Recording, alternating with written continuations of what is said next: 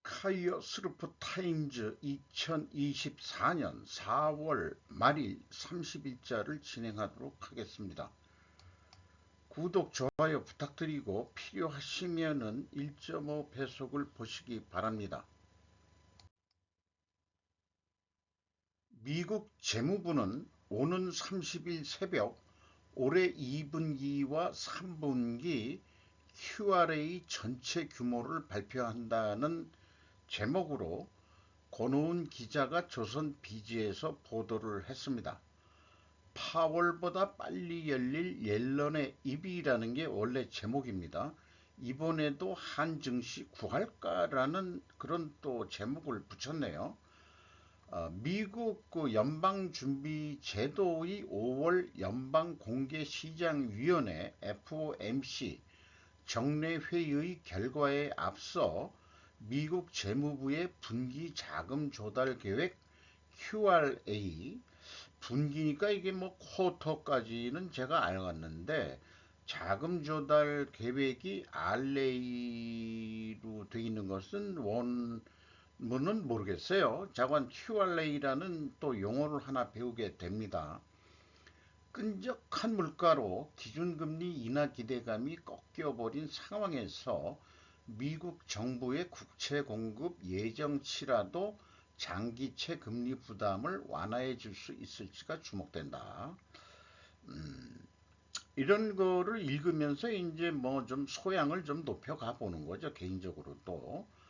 다음 달 1일 밤 국채 만기별로 구체적인 발행 규모를 공개한다. 2일 새벽 5월 FOMC 정례회의 뒤 열리는 제롬 파월 연준 의장의 기자회견보다 이르다. 이렇게 얘기하고 있고 QRA와 함께 나올 것으로 예상되는 바이백 프로그램 계획도 국내 시장에 영향을 미칠 전망이다라고 소개를 하고 있습니다. 그럼 또 바이백이란 게 뭐냐? 그건 뒤에서 좀 얘기를 하기로 하고요. 그런데 이런 얘기가 여기 또 소개가 되고 있네요. 대선 3개월 전 다우존스 30 산업평균지수와 스탠더드 앤드 푸어스 S&P 500 지수가 오름세일 때 집권 여당 후보가 10번 중 8번을 이겼다. 바이든이 이겼다. 주가가 예를 들어서 좋다면 반대로 하락세일 때는 집권 여당 후보가 10번 중 9번 패배했다. 때문에 조 바이든 행정부 입장에서는 금리 완화를 통한 증시 부양의 필요성이 큰 셈이다. 이렇게 얘기하는데 요즘 그 끈적한 물가라고 번역이 됐는데 요거가 그 금리 인하가 안 된다면은 금리 인하가 되면은 좀 주식 시장이 더 좀 활성화 될 것 같다 그런 거로 예측하는 것 같아요. 그래서 떻게 될지 잘 모르겠습니다만은 11월 달이 대선이니까 미국 그 3을 빼면은 어떻게 되죠? 그 8월 달서부터 이 주가를 보면은 관심사항이 좀 될 것 같긴 하네요. 요 파란 곡선이 그 미국 국채 10년물 금리인데 코스피 지수, 우리나라 코스피 지수하고 비교를 했네요. 이렇게 그 미국 국채 금리가 좀 올라가면은 저기 한국 코스피 주가는 내려간다는 얘기죠. 지금 현재 그 코스피 지수가 올라갔다가 다시 뭐 내려가고 있는 선인데 미국 국채 금리는 좀 올라갔다가 조금 이제 뭐 내려가려고 하는 것 같은 그런 냄새를 좀 풍기고 있는 상황입니다. 이렇게 그 국채 금리와 주가는 일반적으로 반대로 움직인다. 이거에 대해서 제가 처음에 이해를 못 해가지고 금융권 출신한테 좀 물어봤어요.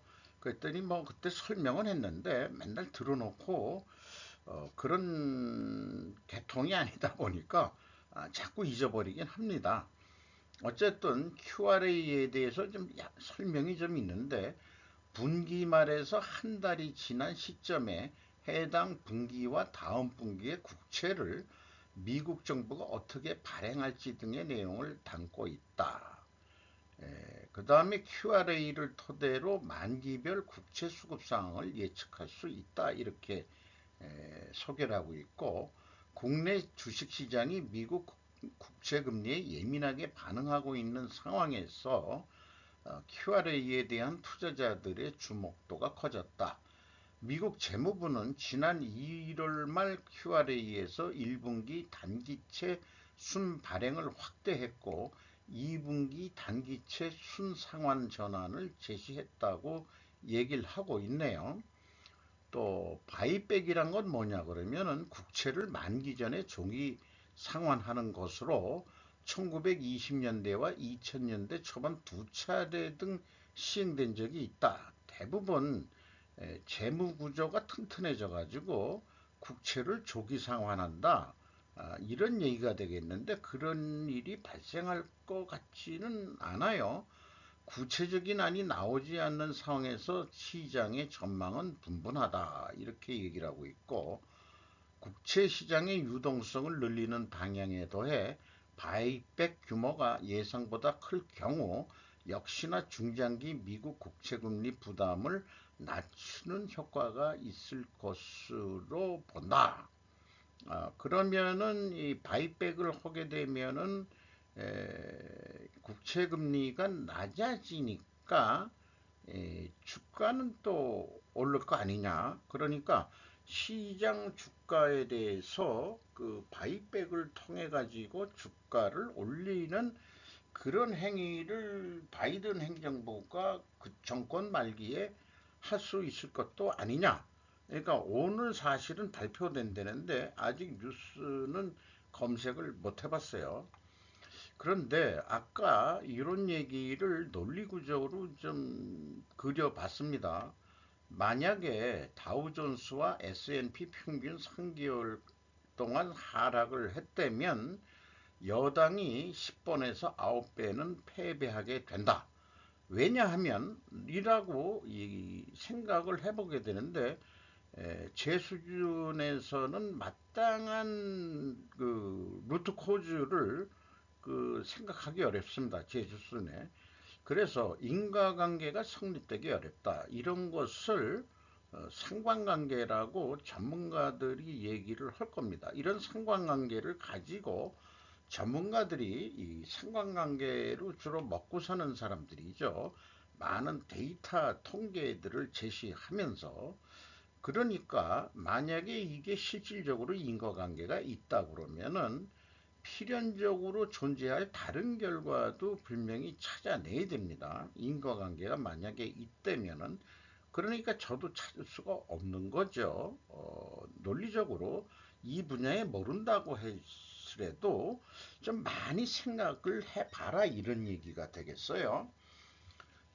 그래서 지금 아까 그 소개한 것은 인과관계가 아니고 상관관계 정도 수준이 될 것이다. 상관관계는 인과관계하고 어떠한 연결고리를 만들어내질 않다는 거 이런 것도 좀 말씀을 드리고 싶네요. 일본 말 자체로 그냥 제목을 가져왔는데요. 한자가 있으니까 대충 우리는 이해하는데 국문 번역이 좀 이상해가지고 정부의 복면 개입이랬는데 뭐 이면 개입이라고도 표현해 볼 수도 있겠고 시장이 지적하는 소리는 이게 이제 우리말로는 이제 황야할 때 황자인데 황래로 엔 상장 그 황폐한 뭐 자관 황야 같은 그런 앵화의 상태에서는 현실은 이게 뭐 일본말로 어떻게 읽는지는 모르겠어요. 타치수 뭐 이게 뭐 이것도 한자인 건데 식구 했는데 번역은 녹록지 않다. 현실은 녹록지 않다. 이렇게 번역이 되어 있습니다.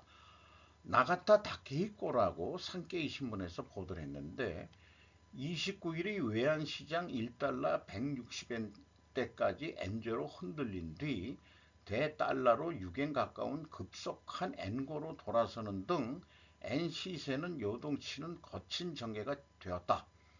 엔화 환율이 급락하는 가운데 정부 일본은행이 환율 개입을 실시했는지 공표하지 않는 복면 개입을 단행했을 가능성도 있다. 단지 엔저의 배경에는 고금리로 운영에 유리한 달러를 사고 앵을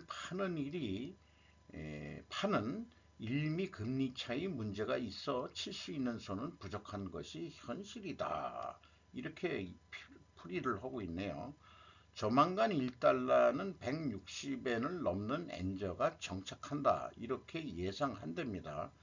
엔저 요인은 미일의 금리차를 축소하려면 미 연방준비제도 이사회의 금리 인하와 일본은행의 금리 인상이 필요하지만 미국의 인플레이션의 장기화로 금리 인하 개시를 전망할 수가 없다. 예, 바이든한테도 좀 불리할 것 같네요. 일본도 추가 금리 인상은 주택융자나 기업의 차입의 금리에 영향을 주어 경기를 식힐 리스크도 있어 어려운 판단이 된다. 근데 저는 뭐 일본이 금리를 좀 올려야 되지 않겠냐 그렇게 좀 생각을 하는데요. 중국도 미국이 금리를 올리는 바람에 지금 안 좋은 거거든요. 그래서 위안화 가치도 좀 떨어졌다고 보는데, 그러니까 이제 거기다가 이 위안화 가치가 떨어진 상태에서도 밀어내기 덤핑 수출을 해버리니까, 그러니까 더 싸게 이제 내보내고 위안화 가치가 떨어져 있으니까 달러는 뭐 많이 벌겠지만은 거꾸로 중국 같은 경우에는 이제 그 에너지 수입이 엄청 많이 해야 되기 때문에 식량 수입도 해야 되기 때문에 수입 물가는 또 비싸져 가지고 뭐 그렇게 돼 있다 이거예요. 그러니까 먹고 살기 힘드니까 수입 물가가 올랐음에도 불구하고 소비자 물가는 안 팔리니까 또 대량 생산을 해야 되니까 또 공급이 과잉이 돼가지고 또 물가는 내려간다. 내부에서 이런 현상도 일어났다 하는 뉴스들을 좀 보긴 봤었습니다. 댓글이 985개나 앵화 160행에 대해서 985개 중 RAC 뭐 이런 그 독자가 쓴 수준이 참 매우 전문가답습니다. 쭉 그거를 그대로 다 가져가 와 있는데 이런 표현이 있네요. 10년 이상에 걸친 다른 차원의 금융 완화라고 하는 비상식적인 금융 정책. 어쨌든 요게 10년이면은 아베의 아베노믹스에 의해서 그 돈을 풀어서 경제를 돌린다. 이런 얘기였죠. 단기 자극책으로서는 알리지만 장기적으로는 나라를 영가 판매하는 것으로 연결된다. 이렇게 얘기를 하고 있네요. 어, 뭐 시간 벌기는 돼. 문제는 시간을 버는 동안 국력을 올리는 것을 해야 되는데 통화 정책만으로 경제를 살릴 수는 없다는 얘기다. 뭐 이렇게 해서 쭉 표현을 했습니다. 그래서 뭐 전반적인 그 금융 정책에 대해서도 잃어버린 10년이라고 느낀다. 이렇게 이제 댓글을 달았네요. 참 수준이 높습니다. 우리나라 나오나 김정은 욕했다고 900 몇 건이나 600 몇 건이나 인신 공격 모독적인 뭐 입에 담을 수 없는 그런 욕까지 해내는 우리 국민의 정서, 그거 분명히 어떤 댓글 부대 새끼들이 또는 이 좌빨 빨갱이 새끼들이 하는 수준이겠죠. 그렇게 좀 뭐 생각을 하고 싶어요. 자관 이 댓글 수준을 보면은 이게 우리보다 얘네들이 선진국인 거는 맞는 것 같다. 그걸 느끼지 않을 수밖에 없습니다. 솔직히. 이 하마스 라파 제양 앞두고 종전 담은 막판 협상, 국제사회 시선 집중. 최석진 기자가 위키리크스 한국에서 보도를 했습니다. 그 젊은 여성이 그 눈물을 흘리고 있는 그런 모습인데 29일 현지 시간 가자지구 남부 라파에서 이스라엘과 팔레스타인의 이슬람 단체 하마스 사이의 갈등이 계속되는 가운데 이스라엘의 공습으로 사망한 팔레스타인의 장례식에서 한 참가자가 눈물을 흘리며 전쟁 반대를 외치고 있다. 로이터 연합의 사진을 가져왔네요. 이스라엘의 가자 남부 라파 공격 앞두고 국제사회가 휴전 위에 막판 노력을 하고 있다. 하마스 이스라엘 제시한 협상안에 낙관적 평가를 하고 있고 여성 등 인질 33명 석방안을 제시했고 이스라엘은 인질 석방의 대가로 약 500명의 팔레스타인 수감자 석방을 예상이 된다. 그래서 만약에 그 인질과 수감자 교환이 양측에서 일어난 다음에 10주간의 휴전을 그 한 2달 반 정도 되겠네요. 돌입을 해서 그 동안에 종전을 포함한 추가 협상을 한다. 이게 제대로 안 되면은 이제 라파까지 그냥 쳐버리면은 팔레스타인인들을 가자 지구에서 다 쫓아내서 어디든지 다 가라. 네타냐후는 그렇게 할 계획인 것 같아요. 브링컨 장관은 29일 세계경제 포럼 회의를 계기로 사우디아라비아 리야드에 모인 세계 각국 당국자들과 잇따라 회담하며 휴전 설득에 들어갔다. 그런데 이게 그 세계경제포럼이라는 게 꼭 그 스위스 어디에서만 다보스 포럼이라고 보통 그러잖아요.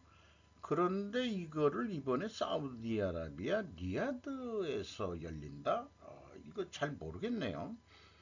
일반적으로 그 세계경제포럼에 우리나라 그 경제계의 중요한 사람들이라든지 또는 정치 뭐 이런 사람들도 참석하는 거를 되게 영광으로 알고 있는데 이번에 우리나라 경제인이나 정치인 중에 WEF에 초청을 받아서 간 사람이 있는지 없는지는 모르겠습니다만은 전에 몇 달 전에 그 기억한 거로는 고려아연이라는 회사를 소개할 때 그 회장이 거기 무슨 멤버로서 그 초청을 받았다 하는 뉴스 기억은 좀 납니다. 댕겨 왔는지 이게 1년에 한 번 열리는 게 아니고 또 뭐 또 그 필요하면은 또 여러 번 열 수도 있는 모양이죠. 그때는 스위스 다보스 포럼이라고 그런 것 같은데 잘 모르겠어요. 어쨌든 브링컨 장관은 그런 데서도 이제 휴전 설득을 지금 하고 있다.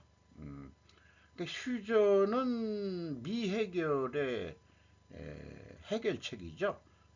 미봉책이죠.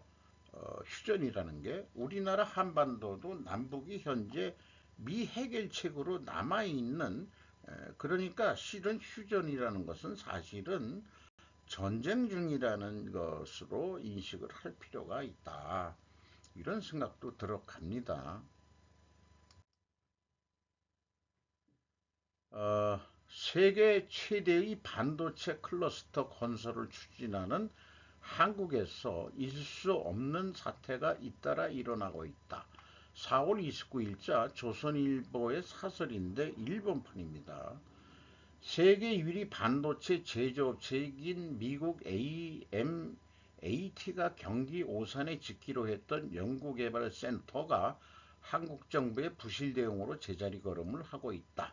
2022년 윤석열 대통령 방미의 성과로 크게 선전된 투자 안건에서 AMAT는 이미 땅을 샀고 기본적인 설계도 완료했다. 그런데 한국국토교통부가 오산시 가장동과 그 주변을 공공택지 후보로 발표했고 그 중에 공장 부지도 포함되어 있었다.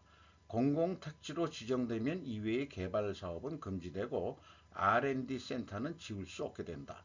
AMAT의 R&D 센터 부지는 세계 최대 규모인 용인시 반도체 클러스터에서 불과 18km 떨어져 있다. 한국의 반도체 생태계에 동참하기 위해 투자를 결정한 글로벌 기업은 한국 정부가 지원하기는커녕 거꾸로 방해하는 일은 없어야 한다. 한국 정부는 반도체 산업을 국가의 전략 자산이라고 공언해 왔지만 그 이면에서는 있을 수 없는 상황이 돼 있었던 것이다. SK는 LNG 화력발전소를 건설해 반도체 공장에 전력을 공급할 계획이었지만 한국산업통상정부가 카본 뉴트럴을 이유로 제동을 걸고 나선 것이다. 태양광이나 풍력 등의 재생가능 에너지에서는 반도체 공장에 필요한 대량의 전력은 조달할 수 없다. 이래서는 기업도 어쩔 수가 없다. 이렇게 되고 요거가 이제 제가 미리 둘러놓은 꼴이 됐는데 잠깐 대통령이 지시한 게 공무원 사회에서 안 맥힌다. 이게 문제다. 이런 얘기예요. 그러니까 벌써 대통령이 뭐라고 지시를 해도 공무원 사회에서 안 맥혀 들어간다. 이게 문제인 것 같네요. 이거 윤 대통령 쪽팔려서 어디 살겠습니까? 그래서 이런 생각을 해보게 돼요. 한국 공무원 사회도 이미 좌경화에 물들어 있다. 특히 고위층도 그런 것 같다. 한국의 사회주의화가 우려된다. 물론 복지 측면에서는 필요한 부분이기는 하지만은 이 대통령이 미국과 협력을 해서 뭐 해가지고 하면은 어떤 형태라도 국토교통부 애들이 그러니까 국토교통부가 국민의힘 누구죠? 원희룡이 이번에 국회의원 떨어졌죠. 이재명이하고 붙었다가 뭐 알갔냐 이거예요. 그거 뭐 했는데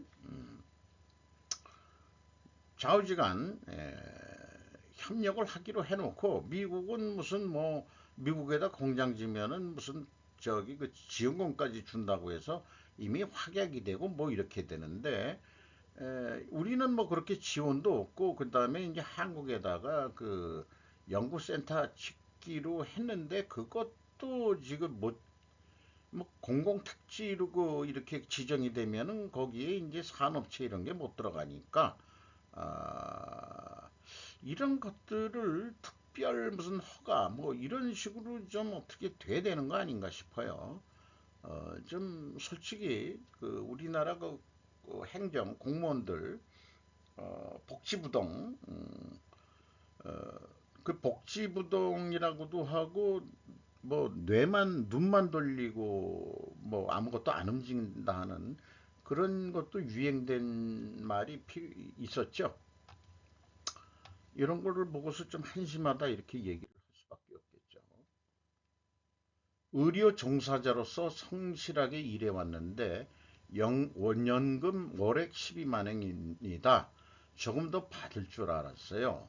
파이낸셜 필드 편집부에서 보도를 한 내용인데 연금제도의 구조란 해가지고 일본의 연금제도 특징에 대해서 이렇게 소개를 하고 있는데 월 12만 원의 연금으로는 부족하다. 그래서 이 의료 종사자 이 사례를 얘기했는데 부족할 수도 있다 그런 얘기예요. 노후에 돈을 늘리기 위해 할 수 있는 일은 결론은 계속 일을 해야 됩니다라는 거로 결론을 내고 있어요. 이런 얘기다 보니까 아이 참 일본 이 파이낸셜 필드라는데도 뭐 뾰족한 수가 없지 않느냐. 노인도 일을 해야 되고 나온 돈이 적으니까 부족하니까 더 일을 해서 돈을 더 벌어라 그런 얘기 아니에요. 연금에는 국민연금과 후생연금이 있어. 뭐 근데 공무원이나 회사원들은 다 두 개 다 가입한다. 이렇게 되는데 유료자로서 회사원이니까 아니면은 뭐 두 군데 양쪽에 다 들어갔던 것 같은데 어쨌든 그게 어떻게 나오는지 모르지만 월 12만 원 번에 받지 못한다는 경우도 있기는 있을 거다. 그런데 미국 후생성이 이 통계낸 거에서는 1인 무직 가구에서 한 달에 일본에서 살려면 15만 원 이상의 생활비가 필요하기 때문에 월 12만 원의 연금만으로는 부족한 계산이 되니까 결론은 계속 일하는 방법을 검토하는 등 노후 자금을 늘립시다라고 호소를 하는 수밖에 없네요. 그런데 일본 내에서도 웃기는 얘기 하지 마라. 저기 재원이 부족하다는 그 일본 정부의 그 거짓말을 믿지 말아라. 250.5조 엔이나 되는 그런 연기금 자금을 딴 목적으로 니들이 돌리고 있는 거 아니냐. 뭐 이렇게까지 공격을 하는 그런 전문가가 있었습니다.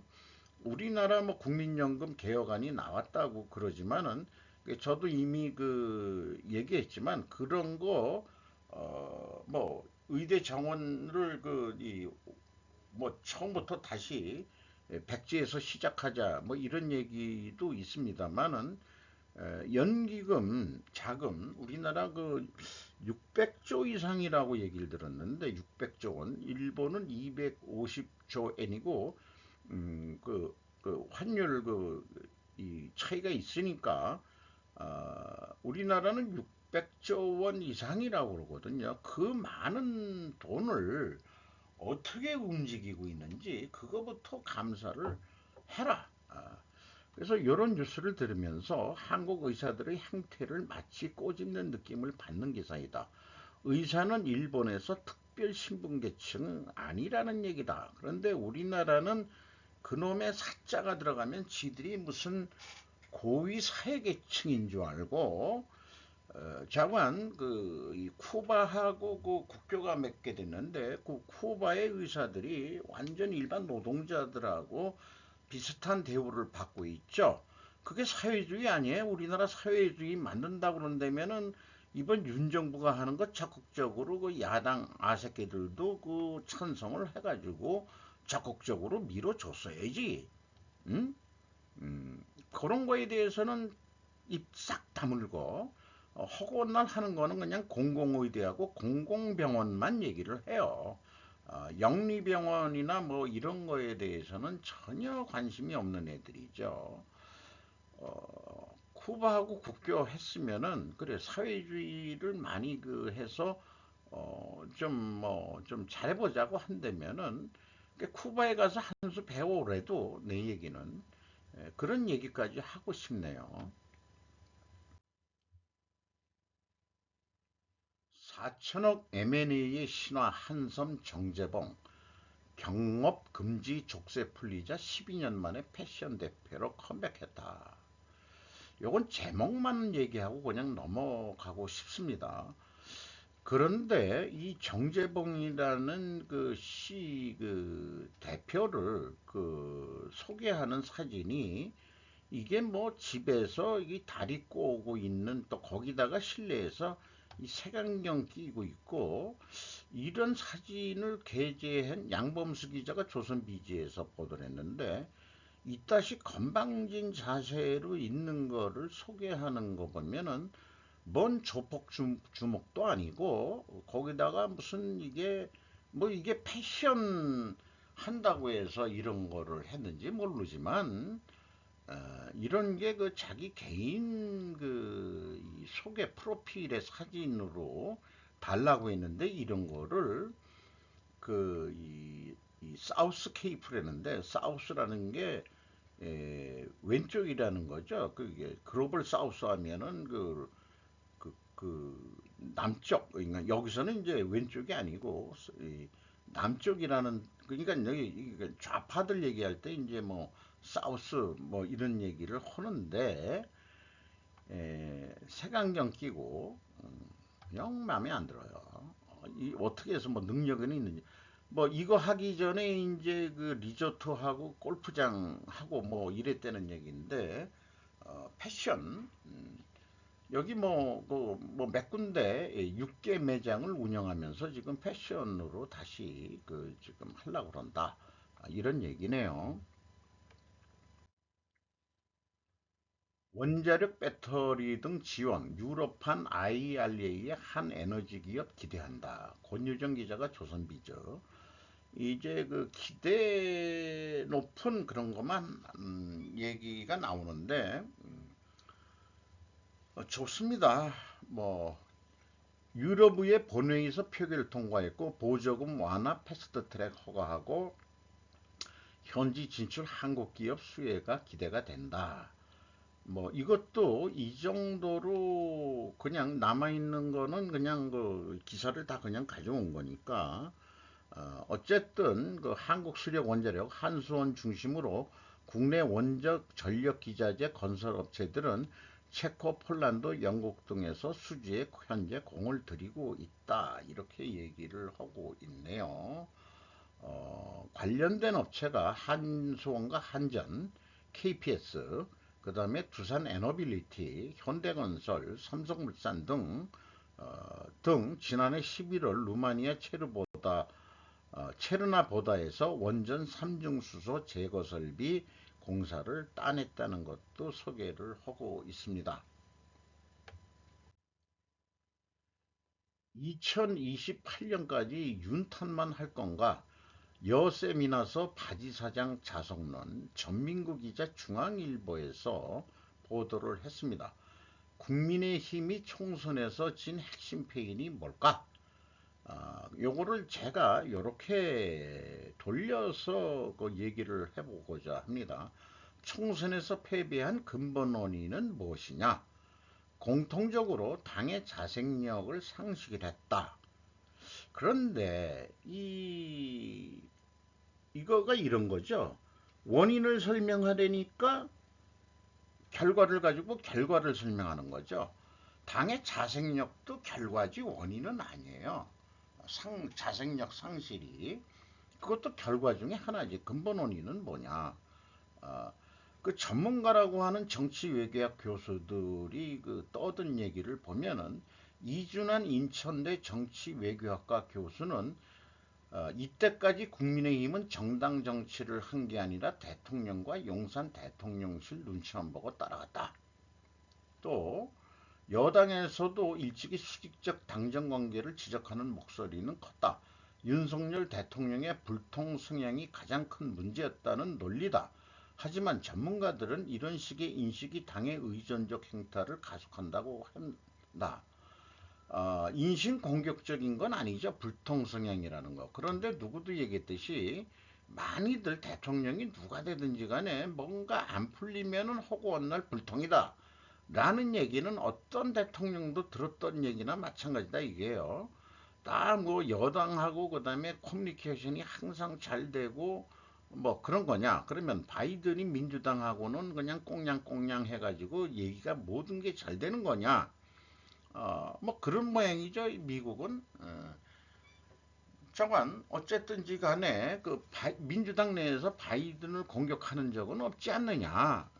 이런 얘기까지도 비유를 좀 들어보든지 그러면은 서정권 경희대 정치외교학과 교수는 이날 세미나에서 국민의힘 개혁과 관련된 토론회마다 윤 대통령 소통 스타일과 관련된 주장이 나오는데 굉장히 조심해야 할 지점이라며 대통령의 소통이나 스타일에 대한 이야기를 하면 할수록 국민의힘이 자생적으로 변화할 가능성은 줄어든다.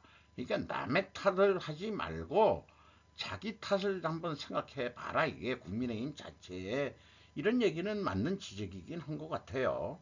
박명호 동국대 교수는 결국 여당 대표는 바지사장 아니냐. 지지층을 창피하게 만드는 것이 선거 패배의 원인이다. 선거 패배의 원인을 요것은 그 결과를 가지고 결과를 설명한 게 아니고 국민들 지지층 국민의힘을 지지층들이 국민의힘을 창피하게 만들었다. 이것도 결과 같은 원인 그 같습니다만은 일단 국민의힘 지지층이 창피하다. 그래서 국민의힘 안 찍었다. 음, 이렇게도 설명할 수 있는 것 같기도 하고요. 먼저 그러나 그 위에 제목대로 얘기하면 발언 주장들은 모두 상관관계이지 인과관계와는 거리가 있다고 느껴집니다. 서성격 건국대 행정대학원 교수는 정치가 뭔지에 대한 기본 개념적인 조차 안 서 있다라고 비지적을 하고 윤 대통령의 의대 증원 문제도 의회에서 논의하는 게 마치 우리 의회와 의원들이 너무 빠져 있다. 군대에서 쓰는 용어를. 이 새끼 빠져가지고 말이야. 이래가지고 조인트 깔 때 이제 우리가 많이 그 상관이 쓰는 거 아니야? 이 새끼 빠졌어 해가지고 빠져가지고 이런 용어를 그 행정대학원 교수도 쓰고 있네요. 토론회를 개최한 윤상현 의원이 누군지 모르겠네.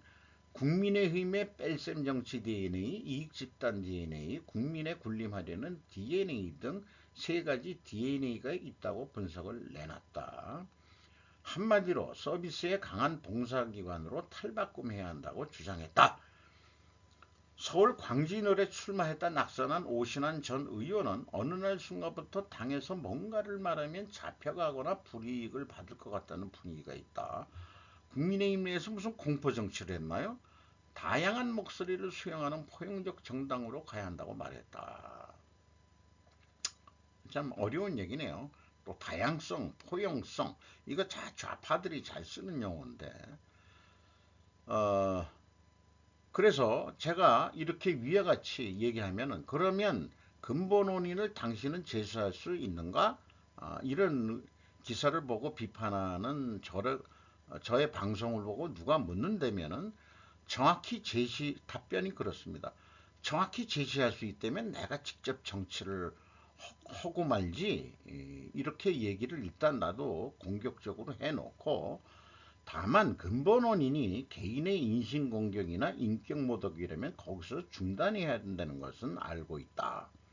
뭐 일반 그 대학 교수들도 윤 대통령한테 지적질해서는 안 된다. 국민의힘 자체 내에서의 근본 원인을 얘기를 해야지 이렇게 되는데 그런데 제 생각엔 그래요. 어찌 보면은 어느 검찰총장 출신 문재인 대통령한테 말하자면은 그 임명된 검찰총장 출신이 추미애하고 그 자리 가지고 그 계속 싸우면서 어쨌든 그 임기 전에 자퇴하는 식으로 했지만 버티다 해가지고 결국 추미애 때문에 대통령이 된 사람이거든요. 윤 대통령은. 그게 언론에서 뉴스가 되니까 마치 추미애는 이제 친중적이고 그 다음에 이제 완전 좌파의 그 어떤 상징적인데 추미애하고 그렇게 그 이 싸움질이 나니까 보수 쪽에서는 이거 인기를 좀 얻은 거다 이거예요. 그러니까 어떤 그 희생양 같이 물러나니까 그러니까 조국이가 법무부 장관은 또 국민의힘 쪽인가 뭐에서 그 사실은 무슨 펀드가 더 문제인데 그 자녀들 뭐 불법 뭐 논문 뭐 이런 거 가지고 이제 그 계속 떠들었지만은 조국이는 사실상 그 무슨 저 펀드인가 그게 뭐가 매우 잘못된 거예요. 그 운영하던 거. 그게 중국 자본이라는 설은 알려진 비밀입니다. 그래서 조국이 놈도 사실은 친중파 애새끼고 그렇죠. 저도 그렇게 생각을 하는데 그건 그렇고 그래서 저의 저급한 수준은 김건희를 싫어하는 근본 원인이 이번에 그 총선에서 진 거는 뭐냐? 김건희를 싫어하는 대한민국의 할매 아줌마들 때문이라는 직관이다. 요건 저의 저급한 수준입니다. 요거까지 여성들을 인신 공격적이고 인격 모독적으로 한 게 아니고 저는 여성 전체의 할마시들하고 아줌시들 때문이다라고 얘기를 한 겁니다. 뭐냐? 김건희가 보기 싫다 이거예요. 그래서 국민의힘 안 찍었다 이거예요. 말이 될 것 같습니까? 안 되죠? 안 된다고 또 말 같지도 않는 얘기 한다. 그렇게 얘기하실지 모르겠는데, 뭐 저는 딴 생각이 안 나요. 그 왜 졌지? 왜 졌지? 한국이 다 사회주의, 일반 사람들이 다 사회주의에 물들어 있나? 투표자의 반은 여성일 거 아니에요. 거의 뭐 반이라고 그냥 보자 이거예요. 젊은 세대든 나이 든 세대든 여자들이 안 찍어줬다 이게 국민의힘을. 저는 그렇게 생각합니다. 그러면은 여자들이 왜 안 찍었냐? 김건희가 싫어서겠지. 자기만 그 럭셔리 그 백 이런 거 그냥 공짜로 좋아하고 저런 년 봤냐 이렇게 얘기를 하는 거 아니에요. 저런 년 봤냐. 대통령 영분이 돼가지고 그거에 그냥 그 럭셔리한 그 백에 그냥 넘어가는 그 정도 수준 가지고 되겠느냐. 그러니까 이게 뭐 국민의힘까지 그냥 다 그냥 그 휩쓸려 가지고 다 당한 거 아니냐. 참 그래서 결혼은 잘해야 된다. 이런 생각을 하게 되네요. 그래서 이게 제가 스루프 타임을 해서 사회, 정치, 경제 이런 것 등에도 결과 원인 결과의 과학적 사고방식으로 접근해 보자 하는 거가 이제 매번 그이 티타임즈를 하면서 자료로 그 밑에다 내놓은 건데 이게 과학적 사고방식의 3단계 방식인데 우리가 지금 그 전문가들이라고 하는 사회인문과학 쪽에서는 상관관계가 유행입니다. 그래서 AI가 많이 필요하고 정보를 많이 가지고 있는 자가 뭐 아는 것까지 느껴지는데 우리 일반 시민들은 우리는 그 정보 입수하고 맨날 허구한 날 뉴스 보고 하면 프로파간다 그다음에 가짜 뉴스인지 아닌지 이걸 우리가 어떻게 걸러내요? 그러니까 허구한 날 그 신문이나 언론 보면서 스트레스 받으니까 아예 안 보고 그냥 무식한 채로 살게 이렇게 되는데 그래서 우리 그 이 소시민들이 거꾸로 결과 원인 결과의 과학적 사고 방식으로 좀 해보자 이게 무슨 결과가 있으면은 그 원인이 뭐지? 라는 가정하는 습관을 가져보고 그 원인이 이 김건희 때문이다. 그러면은 필연적으로 나타날 다른 결과는 뭐가 또 나타날 거냐? 이거를 증명할 수 있다면 과학적 사고방식을 하는 거예요. 그러니까 뉴스를 다 보고 생각하지 말고, 자, 내가 가정을, 총선에 진 이유를 샤넬백 받아서 그렇다. 샤넬인가 아닌가 어딘가 모르겠는데, 괜히 또 샤넬 성정한 것 같네. 그러면은 그러면은 그게 그래가지고 이 뇌물에 약하다는 거 아니야 한마디로 뇌물에 약하다. 아, 그러면 그 결과는 뭐냐 이거예요. 다른 증거를 찾아라.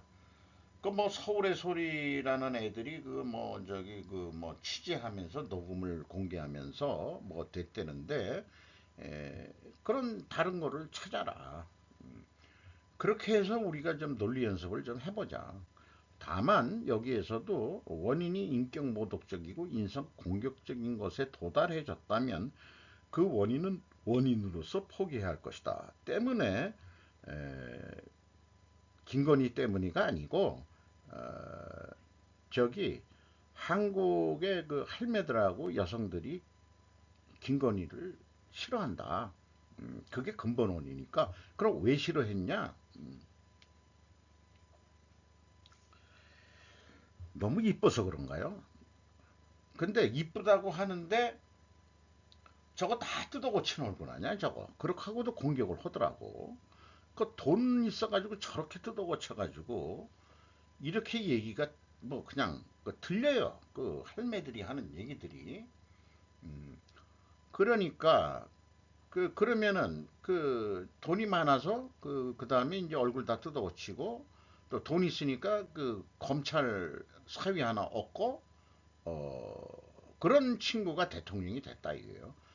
그러면은 그 뇌물 좋아하고 그 뭐 이렇게 된다면은 필연적으로 나타날 다른 결과는 뭐냐? 그거를 서울의 소리 같은 애들이 증거를 찾아봐라. 아마 그래서 그 대한민국 그 할매들하고 여성들이 그 김건희 여사를 싫어하게 된 원인 아니겠느냐? 어, 그러면은 돌아가서 바람직한 그 영부인의 그 상은 우리로서는 독재 정권이었지만 유경수 여사를 비판하는 사람 국민들은 절대 없을 거예요. 그 유경수 여사의 상 정도가 영부인의 상 아니겠느냐 이렇게 좀 봅니다. 세상은 남자가 다 돌리는 거 아니에요. 역사는 밤에 이루어지고 여성에 의해서 이루어진다라고까지도 얘기해 볼 수 있지 않겠냐. 이런 생각을 좀 해보게 됩니다. 이 여성 의원은 우크라이나에서 태어나고 자랐습니다. 그녀는 방금 그녀의 조국을 위한 원조의 반대표를 던졌습니다.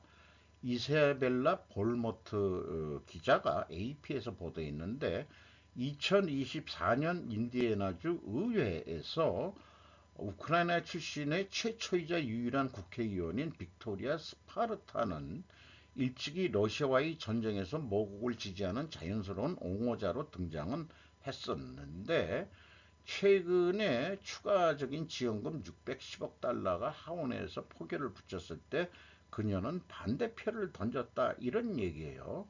대신 그녀는 미국 자금에 대한 더 나은 감독을 촉구했으며 그 우크라이나에 백지 수표를 주는 것에 반대하고 그녀는 미국 국경 경비가 더 큰 우선순위가 돼야 된다고 말합니다. 우선순위가 바뀌면 세상이 변합니다. 확 바뀝니다. 우선순위를 바뀌면은 저의 책임은 미국인들을 보호하는 것입니다. 이런 얘기가 들어가니까 지금 우리 지방선거에서 그 지금 시민 아니 국적은 못 땄더라도 국내에 뭐 몇 년 이상 살면은 지방선거 선거권을 준다며 야당 새끼들이 그렇게 만들어 놔가지고 그러면 우리 조선족 출신들이 그 지방선거는 투표 권한이 있다 이 말이에요. 들어와서 되니까. 그런데 중국 국적도 포기하지 않고 있죠. 만약에 한국 국적을 딴 조선족, 그 조선족이라고 지금 부르지만은 사실 우리 외가 쪽도 그 안 넘어와서 그렇지 사실 넘어왔으면 지금 한국 국민인데 이중 국적을 가지고 있는데 하지 않는 이유는 뭐냐? 이런 거를 질문을 던지고 싶어요. 그러니까 우크라이나 출신이지만은 미국을 위해서 일하는 거 아니에요. 그러니까 영국 수장도 그 누구죠? 영국 수상 인도 출신 아닙니까? 그 인도를 위해서 일하나요? 그 영국을 위해서 일하죠. 그래서 조선족들 한국에서 들어와 가지고 한국 국적 따면은 한국을 위해서 일해야 되는데 어떤 경우는 안 그런 것 같다 이 말이에요. 그러니까 중국 국적을 포기하든지 왜 이중 국적 가지면서 양다리 걸쳐가면서 국내에서 분란을 일으키고 뭐 그런 것도 좀 문제가 있지 않겠냐 그런 생각을 하게 돼요. 이렇게 생겼네요. 동유럽 전형적인 동유럽 여자같이 생겼네요. 주우화학, 스미토모화학, 국내외 4천여 명 감원, 실적 악화 구조조정 사업 매각. 이 뉴스를 들어보니까 국내 케미칼 업체도 이런 상황이 되지 않을까 싶습니다. 이 케미칼도 그 중국 가격에 도저히 못 당해내니까 지금 스미토모 화학도 도저히 안 나갔다. 4천 명, 전 세계적으로 4천 명 인원 삭감을 한다. 이런 게 이제 발표가 된 거예요. 여기에 또 댓글을 쓰신 분이 일본의 기업의 종업원 삭감은 몇만 명이 된 것일까? 요즘 경제가 나진다고 어쩌고 이제 시작이라고 한 거 주가만 높은 거지 딴 건 좋아진 게 없다 이게요. 수익성 저하 일하는 방식 개혁, AI 등에 의한 인원 삭감, 대우 개선이나 임금 인상도 좋으련만 그런 게 희망되는데 삭감되면 그러니까 쫓겨나면 의미가 없다. 뭐 기업이 없으면 종업원도 없는 거니까 그 뭐 할 말은 없지만은 그 삭감된 분들은 어디로 갔을까 그 참 걱정을 하는 거예요. 그리고 딴 의견에 종합적인 의견에 한편 인원 감축은 기업의 경영 전략의 일부이며 이를 통해 기업이 살아남을 수 있는 길을 마련한다는 의견도 있습니다. 그러니까 이제 일본도 그 전통적인 가족 경영, 우리도 그 일본식으로 배워가지고 가족 경영 한번 들어가면은 나갈 때까지 가족처럼 끝까지 책임진다. 이래서 그 제가 그 이 회사 들어가 가지고 결혼식을 하는데 회사 오나 그 둘째 서열, 2위 서열 부회장께서 오셔가지고 아 회장이 피치 못할 일이 있어서 못 났네 양해하시게. 야 그때 우리는 그렇게 대우를 받았어요. 아주 말단 직원인데 회사 오너가 와서 그러니까 그 정도 되니까 충성 안 할 수 있습니까? 그렇게 힘들더라도 데리고 살았다 이 말이에요. 그게 이제 IMF 때 우리나라도 이제 변하죠. 필요하면은 미국 애들처럼 노동의 유연성이라는 거로 해서 필요하면은 카트, 커트 이렇게 되는데 한 그 우리나라 그 금융 그 위기 그 두 번인가 그 직장 생활하면서 있으면서 솔직히 많은 사람들이 이제 그때 삭감이 됐지만은 어떻게 그때 제가 살아남아 가지고 버텨서 생존해 가지고 30년을 살았는지 그래서 음, 지금 얘기는 그 생존을 위해서 살자 하는데 하기 위해서는 겉모술수 뭐 이런 게 하는 게 아니고 생존을 위해서 성과를 내면서 살면은 안 잘린다. 이런 생각을 저는 지울 수가 없습니다. 그래서 그리고 투명하게 살자. 마치 회사도 투명한 기업이라서 제 그 보수가 좀 낮더라도 제가 볼 때는 회사가 깨끗한 회사 같다 이 말이에요. 그러니까 저한테 또 감사까지 시키고 그래가지고 저한테 걸린 애들이 몇 명 잘렸었고 그런 것도 기억이 나는데 어쨌든 그건 사담이니까 이하는 그 1분기 실적들을 집계를 좀 한 건데 시간이 많이 갔기 때문에 화면만으로 스킵하는 것으로 하겠습니다. 제일 그래도 중요한 삼성전자가 1분기에 영업이익이 931.9%가 증가했습니다. 요거는 감사하게 생각해요. 그래 덩달아서 삼성전기 영업이익 28.7% 증가했습니다. 감사합니다. 대표적인 방위산업이 근데 풍산이 40.3% 영업이익이 줄었고 하나 에어로스페이스가 83.2%가 감소했습니다. 우리나라 방위산업 뭐 좋네 하지만은 감소했어요. 영업이익은 철강, 현대제철이 74% 영업이익이 내려갔는데 포스코는 일부 미리 소개했습니다만은 이거 개별 기업입니다. 포스코 홀딩스가 아니고 20% 이익이 증가했거든요. 왜 이런 차이가 날까? 포스코가 무슨 저기 그 수혜도 많이 입었었고 현재 또 무슨 고로를 보수한다고 돼 있고 그러는데 1분기 거니까 포스코는 20% 올라갔고 현대제철은 74%가 내려갔다. 그러면은 이 같은 철강 업종이라도 이런 거는 나중에 1분기 사업 보고서가 정식 공시가 되면은 한번 분석을 해서 그 원인들을 한번 알고 싶어요. 제 그 호기심은 어쩔 수가 없어요. 현도 오토에버 0.5% 이익 증가했고 LX 인터내셔널 31.5% 영업이익 감소했습니다. KG 스틸 8.5% 영업이익 감소했고 한올 바이오 파마 영업이익이 106.8% 증가했습니다. 적자에서 흑자로 전환이 됐습니다. 현대위아 영업이익 17.3% 증가했습니다. 그러면 현대차하고 기아가 아직 발표를 안 했습니다만 현대위아가 올라갔으면 현대차 기아 또 분명히 올라갔을 거예요. 삼성 SDI 그 디스플레이 뭐 이런 쪽이죠. 28.8% 중국산에 또 뒤지고 있기 때문에 그럴 수도 있겠습니다. 아모레 퍼시픽 영업이익 12.9% 증가했습니다. 기사 내용 중에는 중국 수요가 증가해서 이익이 났다 이렇게 내는데 아닙니다. 이거 보면은 절박한 원가 절감을 유일하게 했을 터이다. 매출 줄었죠. 영업 비용을 더 줄인 거예요. 그래서 이익이 난 거 외에는 없다 이거예요. 대한유와 영업 이거 케미칼 계통이죠. 이쪽도 영업 손실을 56.7% 개선을 한 거로 나옵니다. 이쪽도 케미칼이 안 좋아요.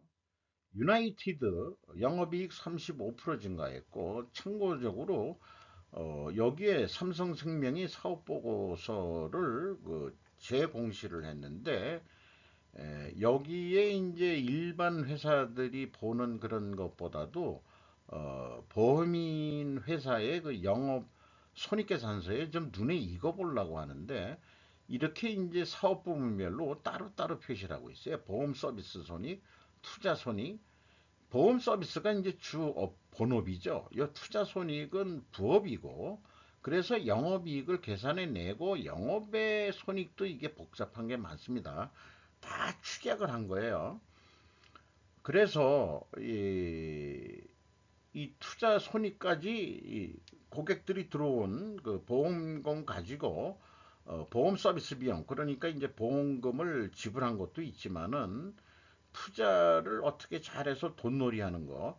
보험회사도 어차피 보면 금융회사니까 이렇게 이제 하라는 게 KIFRS 별도 재무 제표 기준으로 작성하였으며 68기가 2003년이에요. KIFRS 1117호 및 1109호 기준 적용. 어쨌든 읽는데 좀 쉬워졌고 KIFRS 1117호는 제조업의 1115처럼 계약 부채라고 하죠. 보험업은 은행하고 반대로 계약 부채가 이 말하자면 계약을 많이 해가지고 향후 그러니까 수익이 날 수 있는 그런 긍정적인 겁니다. 보험회사에서는 은행과 마찬가지로 은행도 예수금이 많이 늘어나는 것은 이제 부채 아니에요. 그게 이제 손님들이 이 손님들이 그 저금을 많이 하니까 예수금이 자기네들은 부채죠. 그렇게 되는 거니까 계약 부채가 많은 기업이 보험회사가 향후 돈 버는 기업이다. 이렇게 이제 금융권에서는 볼 수 있겠죠. 이상 거의 뭐 1시간 가까이 흘렀습니다. 빠른 속도로 보셨길 바라고 이것을 끝까지 봐주실 분이 있을지 매우 걱정이 되네요. 이 바쁜 시간 속에 저도 자기 만족을 위해서 하고 있는지는 모르겠습니다만은 또 헐 얘기는 하고 싶으니까 이렇게 오늘 좀 4월 말인데 그 1분기 실적까지 하다 보니까 시간이 많이 걸렸습니다. 양해해 주시기 바라고 짧게 편집해서 뭔가 그래도 핵심적인 거를 자꾸 우리가 찾아야 되지 않을까. 제가 그런 거를 얘기하면서 긴 시간에 대해서는 사과 말씀을 드리고 소수의 시청자분들이시지만은 뭐 보는 시각까지 뭐 검색을 하면 나와요. 그렇게 되는데 자관 길어서 죄송했다는 얘기, 그 얘기는 하고 넘어가기로 하고 이상 마치도록 하겠습니다.